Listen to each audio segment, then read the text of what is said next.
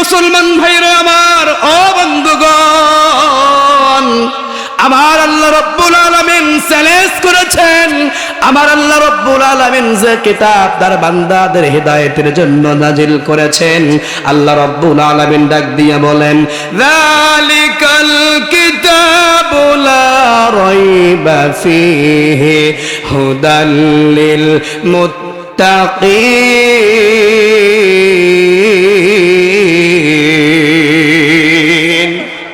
আল্লাহ রাব্বুল আলামিন বলেন, বান্দারে, এমন একটি কিতাব নাজিল করেছি, ইতিপূর্বে অনেক ষড়যন্ত্র করেছে, আমার কিতাব থেকে ভুল বের করার জন্য আপ্রাণ চেষ্টা করেছে, হয়তোবা সামনেও করবে, কিয়ামত পর্যন্ত আপ্রাণ চেষ্টা করবে, কিন্তু আমি যে কিতাব নাজিল করেছি এই কিতাবের মধ্যে বিন্দু পরিমাণ কোনো সন্দেহ নাই।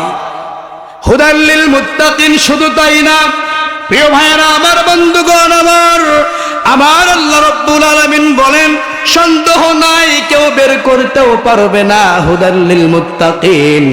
আর আমার বান্দাদের হিদায়াতের জন্য পথ প্রদর্শক হিসেবে আমি রব্বুল আলামিন এই কোরআন কারীমকে নাজিল করেছি। জোরে কি পড়া যাবে সুবহানাল্লাহ? ভাইরা আমার, বন্ধুগণ আমার, এই কোরআন অনুযায়ী আপনি জীবন গঠন করবেন, এই কোরআনের শাসন আপনি সমাজের মধ্যে কায়েম করবেন। যখন এই কোরআন পার্লামেন্টে বাস্তবায়িত হয়ে যাবে, আমাদের সমাজের মধ্যে, আমাদের দেশের মধ্যে জিনা, ইফটিজিং, হত্যা মামলা, অন্যায়ভাবে জেলের মধ্যে আবদ্ধ করা, এগুলো দূর হয়ে যাবে। কথা বলেন ঠিক কিনা? ভাইরা আমার, বন্ধুগণ আমার, তাহলে আসুন আমি সূরাতুত তাওবা এর 112 নম্বর আয়াতে কারিমা তেলাওয়াত করেছি। রব্বুল আলামিন বলেন, আত-তাইবুনাল আবিদুনাল হামিদুনাস সাইহুনার রাকিউনাস সাজিদুনাল আমিরুনা বিল মা'রুফি ওয়ান নাহুনা আনিল মুনকারি ওয়াল হাফিজুনা লিহুদুদিল্লাহ ওয়া বাশশিরিল মুমিনিন। আল্লাহ রাব্বুল আলামিন বলেন, যারা ঈমান আনবার পরে আমি রব্বুল আলামিন কে ভালোবেসে ঈমানদার বলে দাবি করে, যারা মুমিন বলে স্বীকৃতি দেয়, প্রিয় ভাইয়েরা আমার, আপনাদেরকে আপনি প্রশ্ন করি, আমরা যারা মাহফিলে এসেছি অথবা বাহিরে দাঁড়াইয়া আছি, আমরা মুসলমান কিনা? আমরা সবাই কি মুমিন? কথা বলেন। আমরা সবাই মুমিন বলে দাবি করি। এই আয়াতে কারিমার মধ্যে মুমিন কারা হবে? কি রকম বৈশিষ্ট্য থাকলে, একটা মানব জীবনের মধ্যে কি রকম গুণ থাকলে একটা মানুষ জান্নাতি হয়ে যাবে, আল্লাহ পাকের কাছে প্রিয় বান্দা হয়ে যাবে? এই আয়াতে কারিমার মধ্যে আল্লাহ রাব্বুল আলামিন সব কিছু তুলে ধরেছেন। পড়ি আল্লাহু আকবার। ভাইরা আমার, বন্ধুগণ আমার, যারা মুমিন বলে দাবি করেন এদের 1 নাম্বার গুণ হলো এরা হবে তাওবাকারী। 1 নাম্বার গুণ কি বলেন তো? একটু জোরে বলেন তো, কি কারি? ভাইরা আমার, বন্ধুগণ আমার, তাওবাকারী বান্দা আল্লাহ রাব্বুল আলামিনের কাছে সবচাইতে প্রিয় বান্দা, আল্লাহ পাকের কাছে সবচাইতে পছন্দের বান্দা। যারা তাওবা করে না এরাই হলো গুমরাহী, এরাই হলো পথভ্রষ্ট, এদের ঠিকানাই হবে জাহান্নাম। কথা বলেন ঠিক কিনা? কষ্ট হচ্ছে আপনাদের? চলবে তো ইনশাআল্লাহ? আপনারা কেন জানি একটু ফাঁকা ফাঁকা হয়ে বসছেন, মন মর হয়ে আছেন? একটু জিকির করে তো, সুবহানাল্লাহ, আলহামদুলিল্লাহ, লা ইলাহা। সবাই জবান ছেড়ে বলেন সুবহানাল্লাহ। একটু আগে আগে বসেন ভাই, মেহেরবানি করে চাপে বসুন। আসুন, শীতের দিন চাপলে গা গরম হবে, একটু আগে বসুন। সুবহানাল্লাহ, আলহামদুলিল্লাহ, লা ইলাহা। জোরে পড়েন সুবহানাল্লাহ আলহামদুলিল্লাহ লা ইলাহা। ভাইজান বহু দূরে মদিনা, আমরা কেমনে যাব জানি না। মদিনা যাইতে ইচ্ছা করে আপনাদের? যাবো তো ইনশাআল্লাহ, নিয়ত আছে তো ইনশাআল্লাহ? ভাইজান বহু দূরে মদিনা, আমরা কেমনে যাব জানি না। দয়া করো দয়ার আল্লাহ, দয়া করো সবাই, দয়া করো দয়ার আল্লাহ, পুরো মনের বাসনা লা ইলাহা। জোরে পড়েন লা ইলাহা ইল্লাল্লাহ লা ইলাহা। জিকির করলে খুশি হবেন কে? আর না করলে বেজার হবেন কে? আল্লাহ বেজার হবেন, করলে আল্লাহ পাক খুশি হবেন। আর যদি আমরা জিকিরের সাথে প্রেম ভালোবাসা তৈরি না করতে পারি, শয়তান খুশি হবেন। কথা বলেন ঠিক কিনা? প্রিয় ভাইরা আমার, যার জীবনে জিকির নাই, তার এই দিলটা মরে গিয়েছে, মারা গিয়েছে। একটি যখন গাছ আপনি রোপণ করবেন, যদি গাছের মধ্যে আপনি ঠিক মতো পানি না দেন, গাছের আপনি পরিচর্যা ঠিক মতো আপনি না করেন, গাছটা কিন্তু আস্তে আস্তে শুকে যায়। ঠিক কিনা বলেন?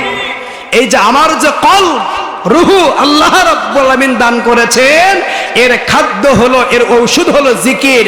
যত আপনি জিকির করবেন, আপনার এই কলব তত সুন্দর হবে, সতেজ হবে, পবিত্র হবে। সুবহানাল্লাহ পড়েন। জিকির করার দরকার আছে তো ইনশাআল্লাহ? করবো তো ইনশাআল্লাহ? ভাইরা আমার, বন্ধুগণ আমার, শুন। তাহলে বলতেছিলাম, যারা মুমিন বলে দাবি করে, আপনি কেমনে বুঝবেন আপনি যে একজন মুসলমান, আপনি যে আল্লাহ পাকের কাছে প্রিয় বান্দা? আপনি কি রকম করে বুঝবেন? এই গুণগুলো থাকলে আল্লাহ রাব্বুল আলামিন আমাকে মাফ করে দিবে। মুমিনের এক নাম্বার গুণ হলো এরা অপরাধ করবে, শয়তানের কুমন্ত্রণায় পড়ে রাতের আধারে গোপনে প্রকাশ্যে আল্লাহ পাকের সাথে নাফরমানি করবে। কিন্তু বান্দাগুলো গুনাহ করবার পরে অপরাধী ভেবে, গুনার প্রতি ঘৃণা করে, সাথে সাথে আল্লাহ পাকের কাছে তাওবা করে দুফোঁটা চোখের পানি ফেলে দিয়ে যারা কান্না করবে, আল্লাহ রাব্বুল আলামিন তাদের জীবনের সব গুনাহগুলো মাফ করে দিবেন। ভাইরা আমার, বন্ধুগণ আমার, আমরা গুনাহ করেছি, অপরাধ করেছি। এই মাহফিলের মধ্যে এমনও ব্যক্তি আছে জীবনে এত অপরাধ করেছে, এত গুনাহের কাজ করেছে, যদি ওই গুনাহের কথাগুলো আজকে সমাজের লোকগুলো জানতো, স্ত্রী সন্তানগুলো জানতো, তাহলে ঘর থেকে আমাদেরকে ঘাড় ধরে তাড়াইয়া দিত। কথা বলেন ঠিক কিনা? কিন্তু আল্লাহ রাব্বুল আলামিন অত্যন্ত দয়ালু, মেহেরবান। আল্লাহ পাক অত্যন্ত রহমান রহিম, যার কারণে বান্দাগুলো অপরাধ করে এগুলো গোপন করেছে, ওপেন করেন নাই। আল্লাহ পাক চান তার বান্দাগুলোকে কোনো একটা মাধ্যম দিয়ে, তার বান্দাগুলোকে মাফ করে দিয়ে কঠিন কিয়ামতের ময়দানে জান্নাতের মেহমান বানায়া দিবেন। ভাইরা আমার, বন্ধুগণ আমার, তাহলে জীবনে গুনাহ করেছি, অপরাধ করেছি, অপরাধ করবার পরে তাওবা করার দরকার আছে না নাই? যারা তাওবা করে এরাই হলো মুমিন। যারা আল্লাহ পাকের কাছে দুফোঁটা চোখের পানি ফেলে যায়, নামাজের মধ্যে দাঁড়াইয়া রবের সামনে মাথা নত করে গুনার কথাগুলো স্মরণ করে চোখের পানি ফেলিয়া আল্লাহ পাকের কাছে কান্দে আর বলে, রব্বুল আলামিন তোমার সাথে নাফরমানি করে দুনিয়ার প্রেমে আবদ্ধ হয়ে শয়তানের কুমন্ত্রণায় পড়ে আল্লাহ তাআলা জীবনে কত গুনাহ করেছি, আল্লাহ আর গুনাহ করব না, আর গুনাহের কাজে যাব না, আল্লাহর গুনাহের সাথে জীবনকে সম্পৃক্ত বিরক্ত করব না। ওগো আল্লাহ মেহেরবানি করে আমাকে মাফ করে দাও। আল্লাহ পাক বলেন, যখন কোনো বান্দা নত হয়ে আল্লাহ পাকের কাছে সিলিন্ডার হয়ে তার অতীতের গুনাহের কথার প্রতি ঘৃণা করে খাস দিলে তাওবা করে, আল্লাহ পাক বলেন তাওবা করার মাধ্যম দিয়ে আল্লাহ পাক ওই বান্দার সমস্ত গুনাহগুলো মাফ করেন এবং গুনাহের জায়গাগুলো আমার আল্লাহ রব্বুল আলামিন সওয়াব দ্বারা ভরপুর করে দেন।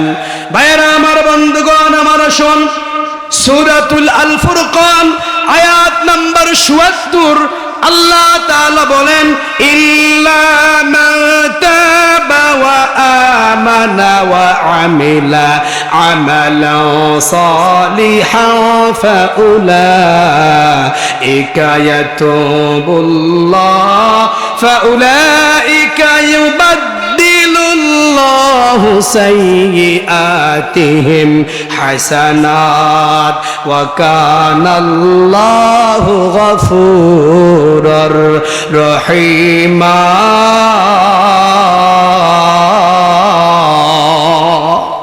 আল্লাহ পাক বলেন, বান্দারে, যখন কোন বান্দা তাওবা করে, তাওবা করার মাধ্যম দিয়ে আল্লাহ পাক তার গুনাহগুলো মাফ করে দেন।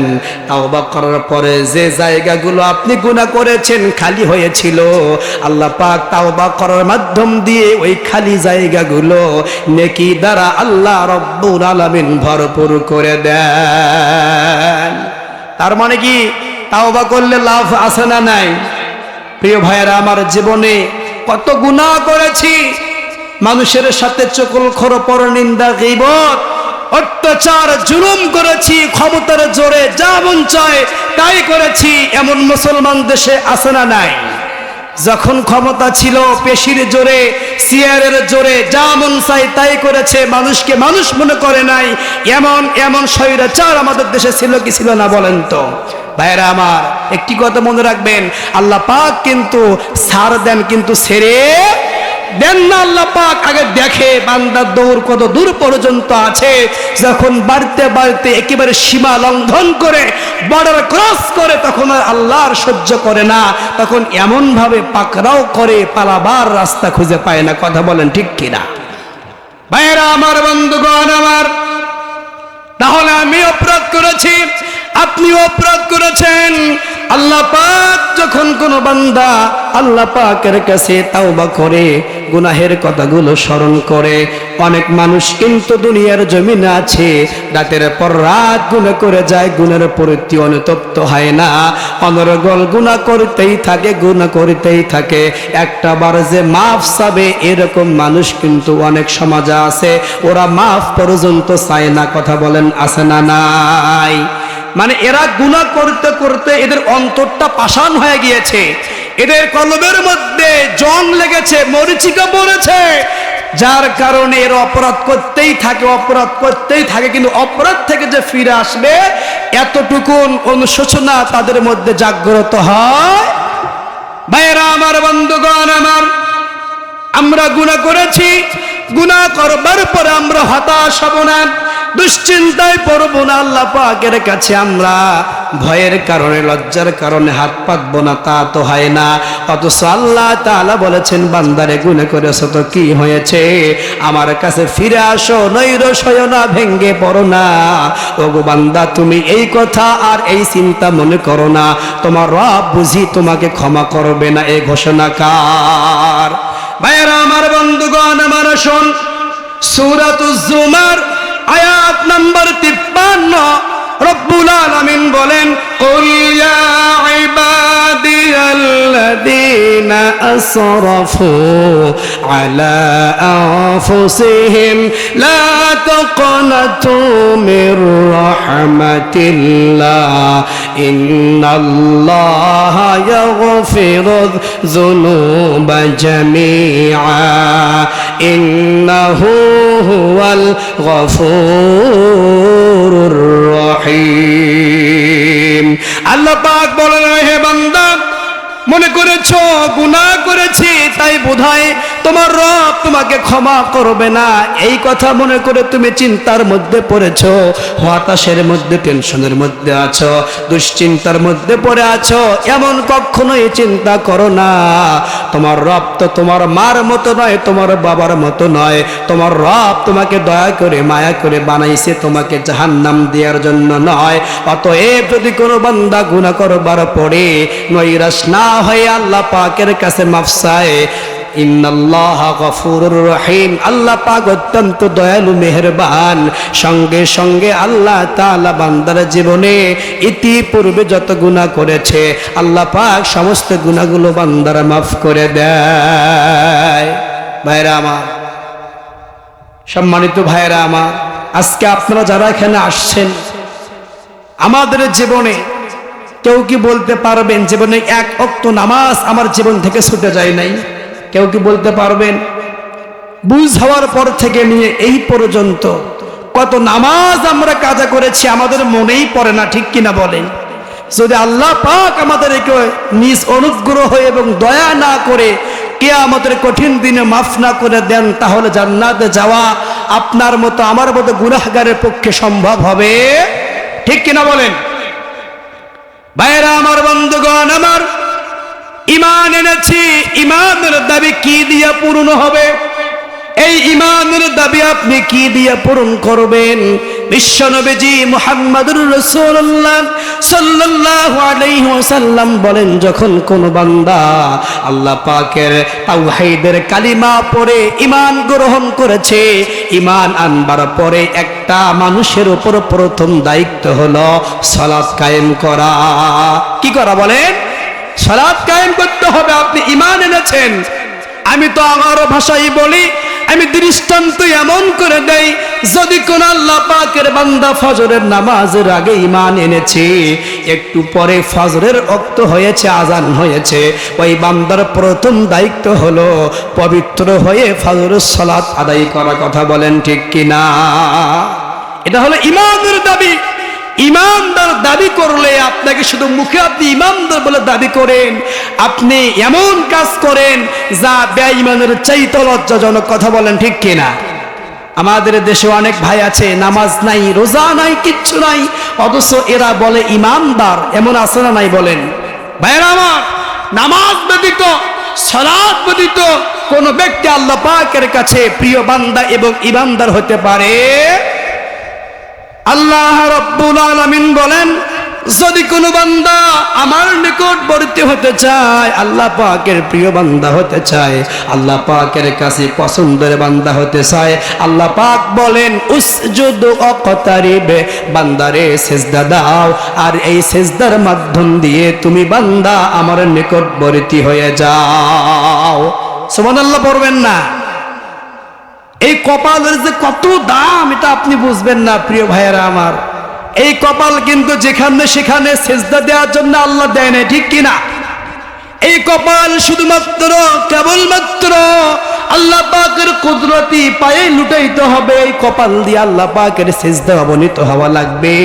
এই তাকদীর, এই কপাল কিন্তু আল্লাহ রাব্বুল আলামিন যেখানে সেখানে নত করার জন্য আল্লাহ তার বান্দাকে সৃষ্টি করেন নাই। কথা বলেন ঠিক কিনা?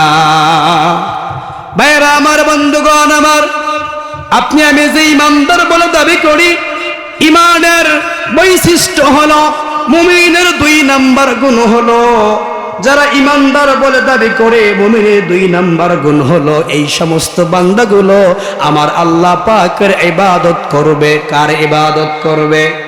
কথা বলেন কার?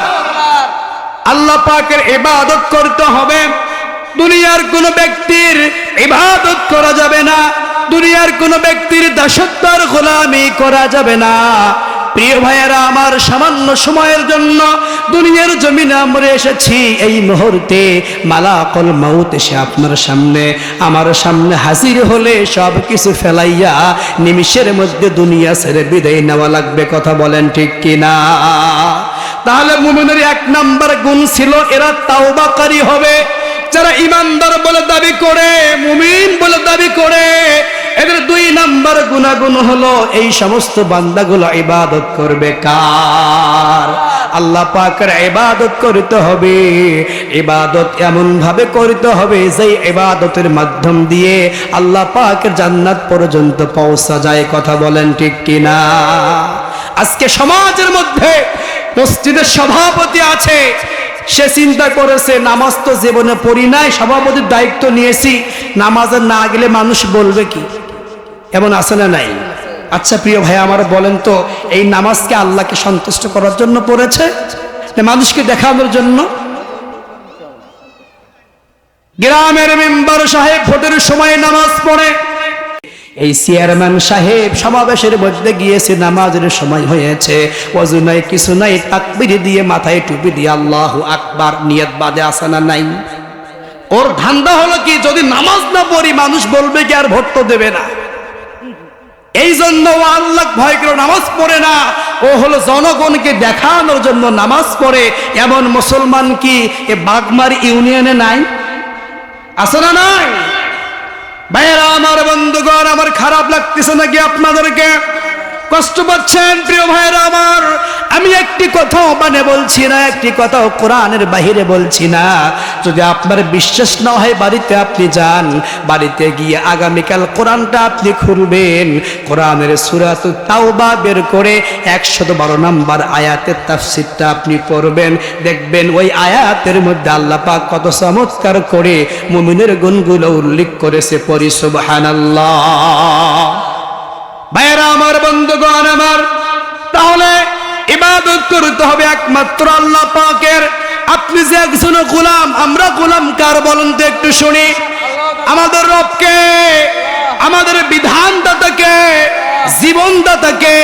আমাদের রব একমাত্র আল্লাহ রব্বুল আলামিন। প্রিয় ভাইয়েরা আমার, আপনি যে একজন গোলাম, আপনি যে একজন আল্লাহ পাকের নগণ্য গোলাম, এর স্বীকৃতি আপনি কিভাবে দিবেন, কিভাবে আপনি প্রমাণ করবেন? আমি যে আল্লাহ পাকের একজন গোলাম, এর স্বীকৃতি এমন ভাবে দেওয়া লাগবে যখন নামাজের সময় হয়ে যাবে, দুনিয়ার গোলাম এবং দাসত্ব, দোকানপাট, চাকরি, কাজকর্ম বাদ দিয়া নামাজের মধ্যে গিয়ে কপালটা মাটির সঙ্গে লাগাইয়া দিয়ে আল্লাহ পাকের গোলামের স্বীকৃতি দিতে হবে। কথা বলেন ঠিক কিনা? ভাইয়েরা আমার, অথচ ইমানদার বলে দাবি করে নামাজের সময় আপনাকে মসজিদে পাওয়া যায়। কত ওয়াজ জীবনে শুনেছি, পরিবর্তন হয়নি। এমন আছে না নাই? বয়স হয়ে গেছে 60 বছর, চুল পেকেছে, দাড়ি পেকেছে, দাঁতগুলো পড়ে যাবে, এক পা কবরে গিয়েছে। প্রিয় ভাইয়েরা আমার, সব কিছুর পরিবর্তন হয়েছে, ইমানের পরিবর্তন আজও হয় নাই। এমন আছে না নাই? বাড়ির পরিবর্তন হয়েছে, নারীর পরিবর্তন হয়েছে, ছেলে মেয়ের ভবিষ্যতের পরিবর্তন, প্ল্যান, পুরো কল্পনা সব পরিবর্তন হয়েছে, কিন্তু আমার চরিত্রের পরিবর্তন আজও হয়। আছে না নাই? ভাইয়েরা আমার, কষ্ট পেয়েছে?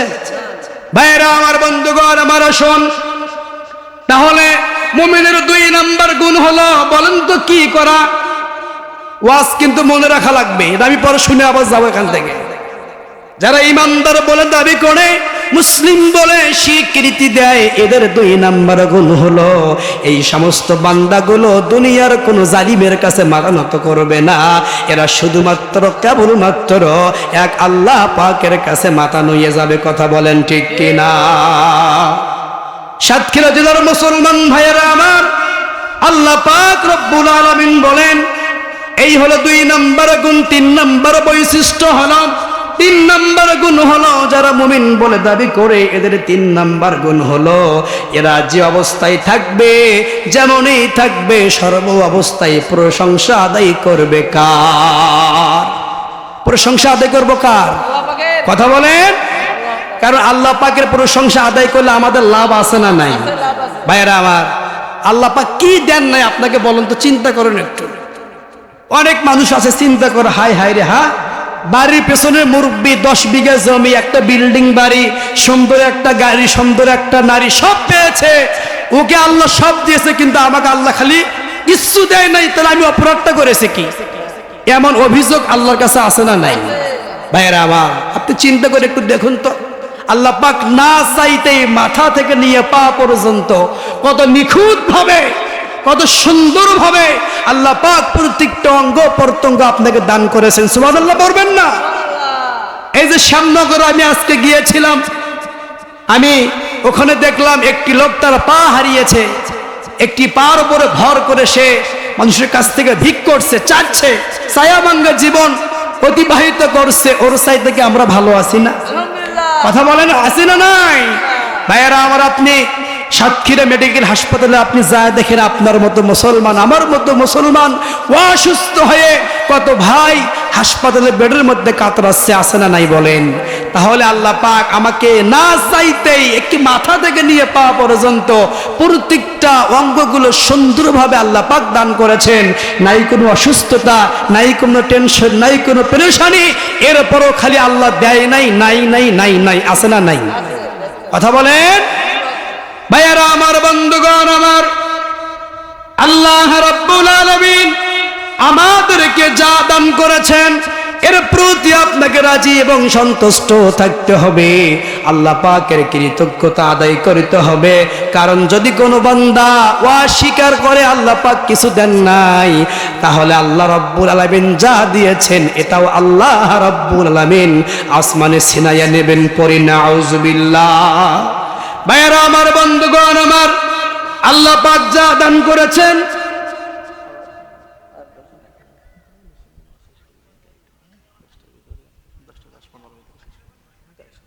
দশটা 15 মধ্যে শেষ।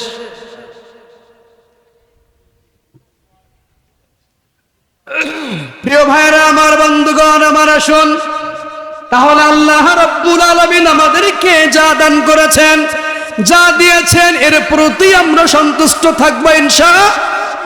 আল্লাহ পাক যা দিয়েছেন অভিযোগ করা যাবে না, আল্লাহ পাকের সাথে রাগ করা যাবে না, গোসা হওয়া যাবে না। কারণ আল্লাহ পাক বলেছেন, বান্দারে যা দিয়েছি এর প্রতি সন্তুষ্ট থাকো আর শুকরগুজারকারী বান্দা হয়ে যাও, তাহলে আমি রব্বুল আলামিন তোমার প্রতি আমার আসমান থেকে রহমতগুলো নাজিল করব। পড়ি সুবহানাল্লাহ। আল্লাহ পাক কোরআনে কারীমের মধ্যে বলেন, লা ইন শাকারতুম লাযীদান্নাকুম ওয়া লা ইন কাফারতুম ইন্না আযাবি লাশাদীদ। ভাইরা আমার, বন্ধুগণ আমার, একটু মনোযোগ দিয়ে কথাগুলো শ্রবণ করবেন।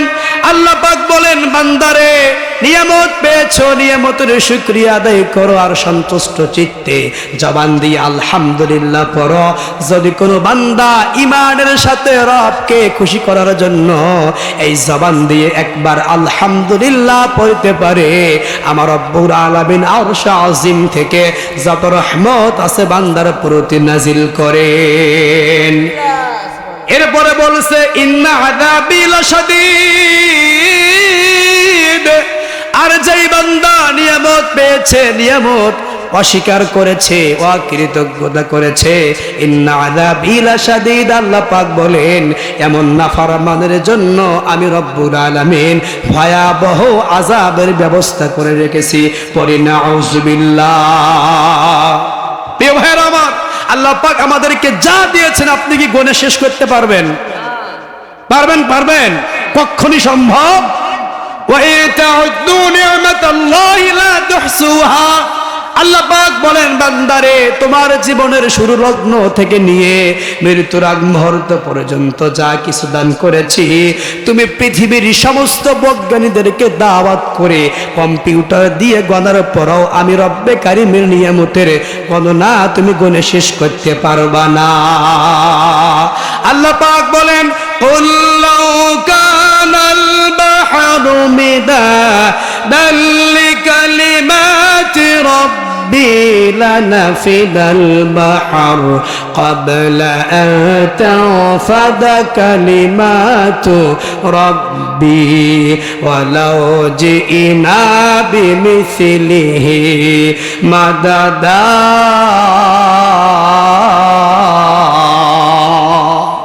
আল্লাহ পাক বলেন, বান্দারে এত বেশি পরিমাণ নিয়ামত তোমাদেরকে দান করেছি।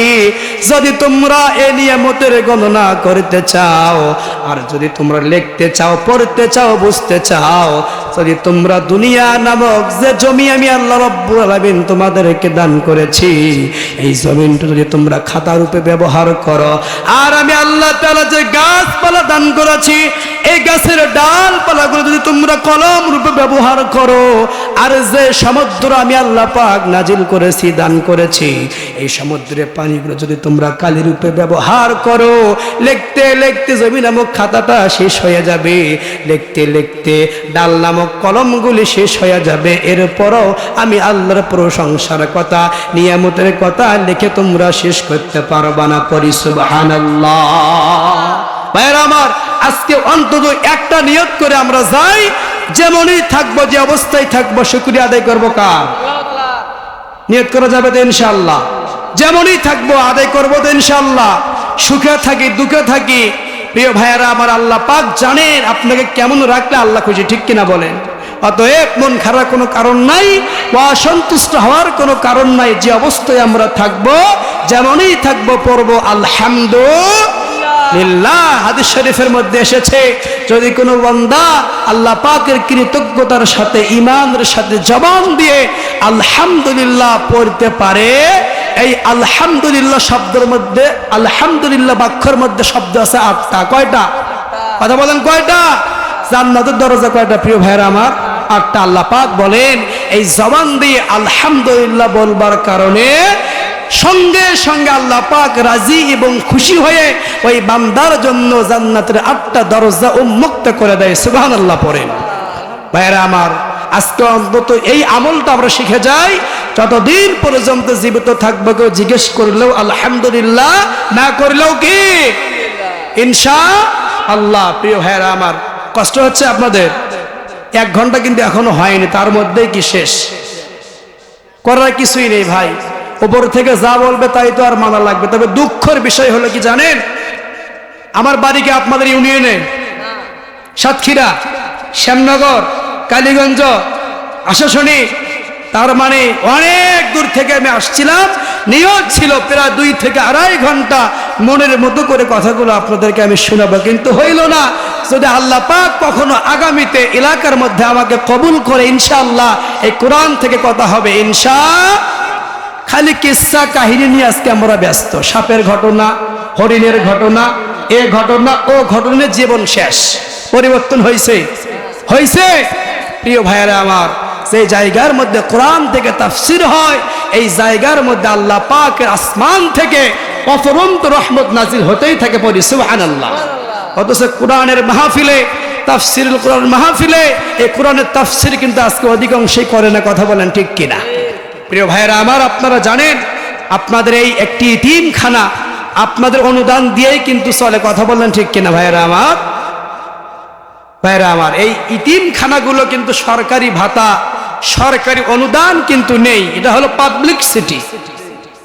আপনাদের ইউনিয়নে মাদ্রাসা, আপনাদের গ্রামে মাদ্রাসা, আপনারা এই সাহায্য সহযোগিতা করেন বিধায় কিন্তু আজও টিকে আছে। আসলে আল্লাহ পাক তো দান করেন, কিন্তু আপনারা মাধ্যম। আপনারা কি মাধ্যম? ভাইয়েরা আমার, এই যে প্রচন্ড শীতের কনকনা রাত যা আছে, আপনি বাড়িতে যায় দেখেন আপনার সন্তানটা ঘুমিয়ে আছে ভালো একটা লিপের তলে, কিংবা সুন্দর একটা কম্বল গায়ে দিয়ে ঘুমিয়ে আছে, ভালো একটা দামি খাটের মধ্যে ঘুমিয়ে আছে, যাতে আপনার সন্তানকে ঠান্ডা না লাগে। আপনি মাদ্রাসায় 3টার সময় আপনি যান। আমি গাইবান্ধা এক মাদ্রাসার প্রিন্সিপাল, আমার ইতিম অনেকগুলো আছে, আমি নিজেই খরচ বহন করি, 1 টাকাও নেই না আলহামদুলিল্লাহ। সব নিজের খরচ বহন করি। আমি মাঝে মধ্যে উঠে দেখি ছাত্রর মাথার নিচে বালিশ নাই, শরীরের মধ্যে কম্বল নেই, পাকার মধ্যে শুয়ে আছে।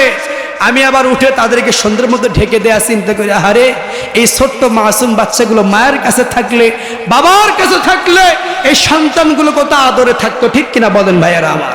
শুধু আল্লাহ পাকের কোরআন শিখার জন্য, এই দিন শিখার জন্য, বিশ্বনবীর ইসলামকে বোঝার জন্য তারা মার আদর থেকে বঞ্চিত, বাবার আদর থেকে বঞ্চিত হয়ে তারা এলেম শিখার জন্য পাকার মধ্যে শুয়ে থাকে। এখানেও সেম একই ঘটনা, ঠিক কিনা বলেন ভাইয়েরা আমার? আজকে আপনার সন্তান ঘুম থেকে ওঠে 7টার সময়, আপনি কিন্ডারগার্টেনে আপনি পাঠায় দেন, অনেক দেরিতে আপনি 4টার সময় এসে দেখবেন বাচ্চাগুলো অজু করে ঠান্ডা পানি দিয়ে অজু করবার পরে বাচ্চাগুলো এলাকার লোকের জন্য তাহাজ্জুদ নামাজ পড়ে কান্দে, ঠিক কিনা? ভাইরা আমার, বিশ্ব নবীজি মুহাম্মদুর রাসূলুল্লাহ সাল্লাল্লাহু আলাইহি ওয়াসাল্লাম বলেছেন, যেই জায়গার মধ্যে আল্লাহ পাকের কোরআনে কারীমের তেলাওয়াত হয়, আর এই কোরআনে কারীমের তেলাওয়াতের সাউন্ড যতদূর পর্যন্ত যাবে, যত দূর পর্যন্ত যাবে, অত দূর পর্যন্ত যতগুলো কবর থাকবে, কোরআনে কারীমের তেলাওয়াতের বরকতে আল্লাহ পাক কবরের আযাবগুলি মাফ করে দিবেন। ভাইরা আমার, বন্ধুগণ আমার, যদি একটি তালেবে ইলম মাদ্রাসার ছাত্র আলিফ বা তাসা পড়ে কিংবা কয়েকটি হাদিস মুখস্থ করেছে, এই তালেবে ইলম যদি কোনো বান্দা কোনো কবরের পাশ দিয়ে যায়, বিশ্বনবীজি বলেছেন এই কোরআনওয়ালা, এই কোরআনের পাখি কবরের পাশ দিয়ে যাবার কারণে 40 দিন পর্যন্ত ওই কবরের আযাবগুলো আল্লাহ পাক বন্ধ করে দেন। পরি সুবহানাল্লাহ।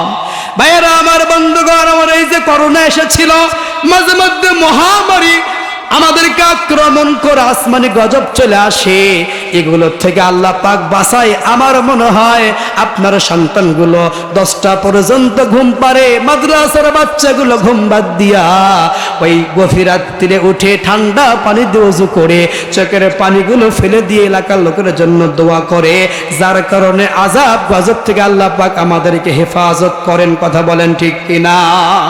ভাইয়েরা আমার, বন্ধুগণ আমার, এটা আপনাদের প্রতিষ্ঠান, এই প্রতিষ্ঠান কিয়ামত পর্যন্ত থাক। কারা কারা চান্দু হাত তুলে একটু আল্লাহকে দেখান।